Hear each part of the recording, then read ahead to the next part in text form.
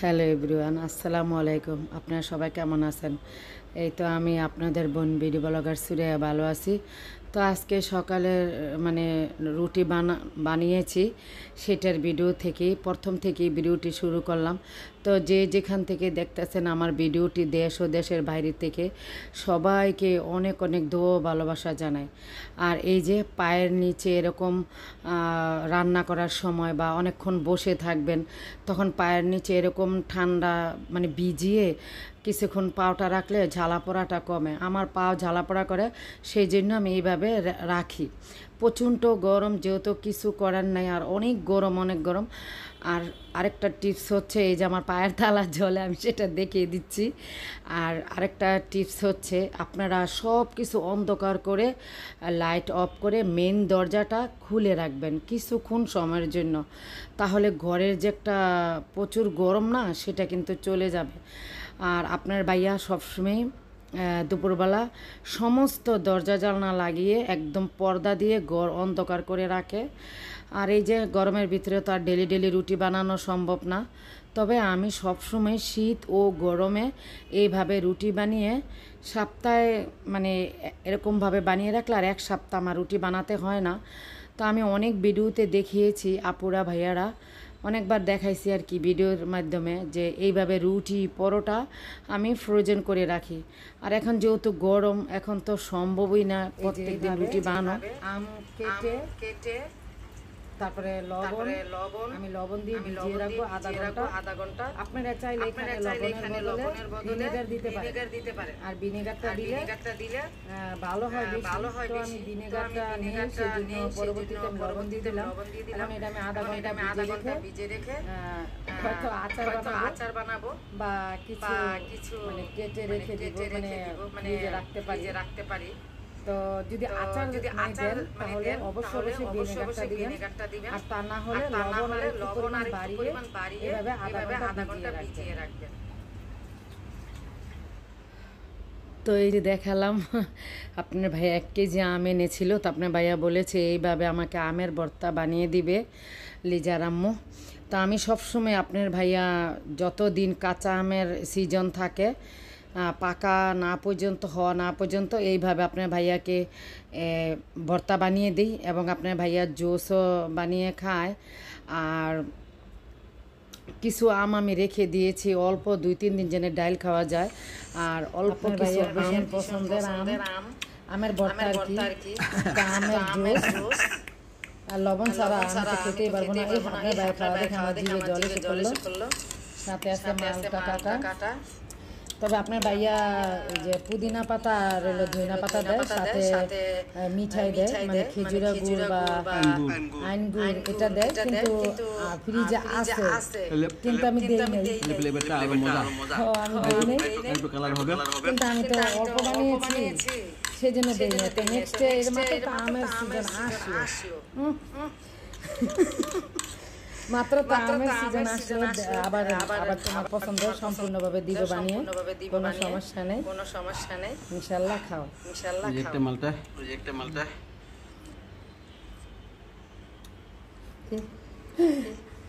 তোমার পছন্দের আমের মশলা বানিয়ে দিলাম ঠিক দুপুরবেলা। দেখো কি গামছে ঘরে, দেখেন কি গরম গামছে।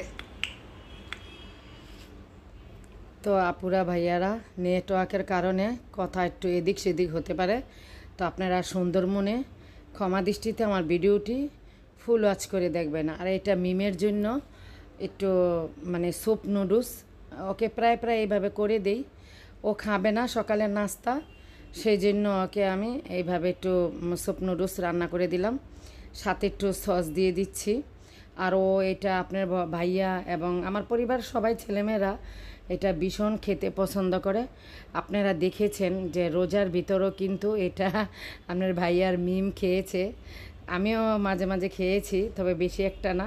কিন্তু ওর আব্বু আর আমার 3 ছেলে মেয়ে খুবই পছন্দ করে এইভাবে খেতে। শুকনাটা বেশি একটা পছন্দ করে না। আর শীতের সবজি এরকম ফ্রোজেন করে রাখলে সবসময় খাওয়া যায়। আর আমি রাখার চেষ্টা করি, যেগুলি রাখলে বা মানে খাওয়া যায় ওগুলি রাখি, সব কিছু রাখি না। যেগুলি সম্ভব মানে খেতে মানে ভালো হয় সেগুলি রাখি। তো এই যে ওকে আবার এটা নিয়ে দিচ্ছি নাস্তাটা। ওর সেকেন্ড সেকেন্ড ইয়ার পরীক্ষা শেষ হয়েছে আলহামদুলিল্লাহ। এখন থার্ড ইয়ারে ভার্সিটিতে ভর্তি করা হয়েছে এবং কালকের থেকে ওর পরীক্ষাটা শুরু হয়েছে আপুরা, মানে কালকে সোমবার থেকে শুরু হয়েছে। কালকে 2টা পরীক্ষা একসাথে দিয়েছে, আজকে 2টা, মঙ্গলবার আজকে আমি ভিডিও ভয়েস দিচ্ছি, আজকে 2টা পরীক্ষা ও দিয়েছে। তো আমি আবার ভালো করে একটু নাড়াচাড়া করে দিচ্ছি যাতে গরমটা মানে মানে তাড়াতাড়ি ঠান্ডা হয়ে যায় আর কি। তো ওর জন্য দোয়া করবেন, মিমের জন্য। আল্লাহ পাক যেন আমার মেয়েটা থার্ড ইয়ার সম্পূর্ণ শেষ করতে পারে।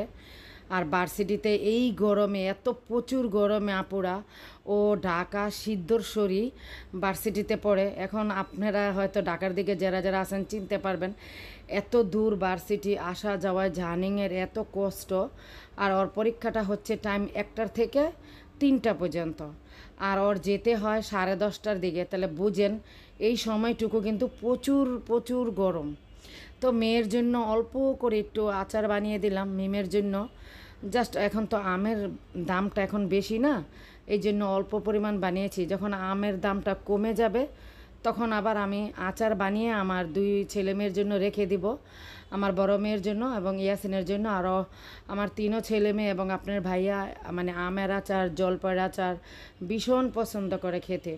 তো এখন আর বানাবো না, আমের দামটা একটু কমে গেলে তারপর বানাবো। এই যে দেখুন কত সুন্দর কালার এসেছে। আর আমি অল্প চিনি অল্প লবণ দিয়ে মেখে রেখেছিলাম আধা ঘন্টা। তো আপনার ভাইয়া আবার আমাকে একটু দেখিয়ে দিচ্ছে কিভাবে এটা মানে কতটুকু পানি দিতে হয় বা কিভাবে লাগাতে হয়। আসলে প্রথম এনে মানে মিমকে দেখাই দিছিল, তো আমি আর দেখি নাই, মিম দেখেছে। তো ভাবলাম আপনার ভাইয়ার অবর্তমানে, যেহেতু আপনার ভাইয়া প্রত্যেক মাসে কুমিল্লা যায়, আমার শাশুড়ি আছে, আমার 2 দেবর আছে, দেবরের বউ, ওদেরকে বাজার করার জন্য যায়, আমার শাশুড়িকে দেখার জন্য যায়। আর আমার 2 দেবর, একজন সৌদি আরব, একজন মালয়েশিয়া থাকে। তো আমি আবার একটু দেখিয়ে নিতেছি যাতে আপনার ভাইয়ের অবর্তমানে আমি পানি দিতে পারি, কারণ আমি প্রথম আনার পরে দেখি নাই সেই জন্য। আর এই যে দেখুন আপনার ভাইয়া কত মানে রুমটাকে পুরা কিভাবে যে ঘরে গরম আসবে না, সে একদম পরিপূর্ণভাবে অন্ধকার করে ফেলেছে। তো একটু ঘরের বিছনা একটু এলোমেলো ছিল, যেহেতু আপনার ভাইয়া এসে সব কিছু খুলেছে, মানে জামা কাপড় আর খাটের উপরেই ছিল। তো কেউ কিছু মনে করবেন না আপুরা, এত গরম এত গরম। আমি 3বার গোসল করি দিনে রাত্রে। তো আমি দুপুরে রান্না করার পর গোসল করি, সন্ধ্যার পর গোসল করি এবং ঘুমানোর আগে গোসল করি। এইভাবে আপনারাও চেষ্টা করবেন ঘুমানোর মানে গোসল করার জন্য আর কি। আর গোসলটা করলে কি ঘরের মানে শরীরের যে একটা জ্বালা পোড়া আছে বা গরমের তাপটা মানে আমার কাছে মনে হয় কমে যায় আর কি। তা আমি এইভাবে করি, আপনারা চাইলে এইভাবে করতে পারেন। এই যে আমার মেয়েটা আজকে চলে যাচ্ছে, আজকে মঙ্গলবার আর কি, ও পরীক্ষা দেওয়ার জন্য চলে যাচ্ছে। ও রেডি হচ্ছে। আর ওর ঘরে পাতলা পুরানো চাদর বিছিয়ে দিলাম। আর পুরানো চাদর খাটে বিছালে গরমের সময় কিন্তু গরমটা শোয়ার সময় কম লাগে। আর এই যে দেখুন আপুরা, আমার গাছটা মরে গেছে। আমি কিন্তু এখান থেকে আলহামদুলিল্লাহ 2বার উস্তা খেয়েছি। ছোটোটা যেহেতু উস্তা আর বড়টা হচ্ছে মানে করলা। তো এই যে আর বিছানার চাদরটাও ধুয়ে দিয়েছে আমার হেল্পিং। আর আপনাদেরকে দেখাইতেছি যে পশ্চিম সাইডের ফ্ল্যাট, আর কত রৌদ্র দেখেন, কত রৌদ্র দেখেন। আমি যে মানে দাঁড়ায় একটু ভিডিও করতেছি, আমার ঘাম মানে প্রচুর ঘাম হয়ে গেছে। আর এখনও যে আপুরা ভয়েস দিচ্ছি, ফ্যান কিন্তু অফ করে যে দেখাচ্ছি পর্দা সরিয়ে যে কত মানে রৌদ্র বাহিরে।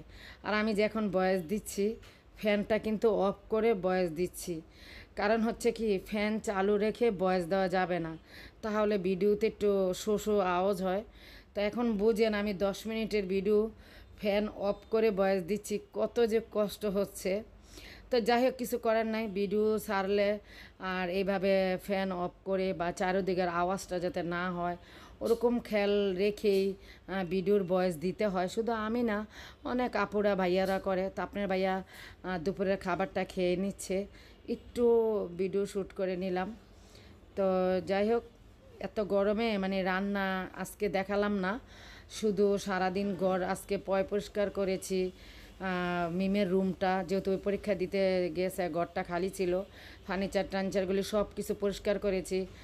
আর ওর রুমের চাদরটা ধুয়ে দিয়েছে। তো সব কিছু তার ভিডিওতে দেখা সম্ভব না, তাহলে বড় ভিডিও হয়ে যাবে। তো এই যে আজকে এটা আমডাল পাতলা করে রান্না করে নিচ্ছি। তো সবাই ভালো থাকবেন, সুস্থ থাকবেন। এতক্ষণ ধৈর্য সহকারে যারা যারা আমার ভিডিওটি লাইক দিয়ে ফুল ওয়াচ করে দেখছেন, আপনাদের সবাইকে অসংখ্য অসংখ্য অনেক অনেক দোয়া ভালোবাসা রইল। ইনশাল্লাহ আমি সবার ভিডিও ফুল ওয়াচ করে দেখি।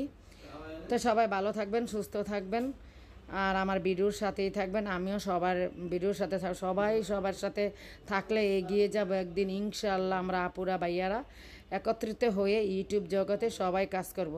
তো সবাই ভালো থাকবেন, সুস্থ থাকবেন। নেক্সট যে কোনো ভিডিও নিয়ে একদিন হাজির হয়ে যাব।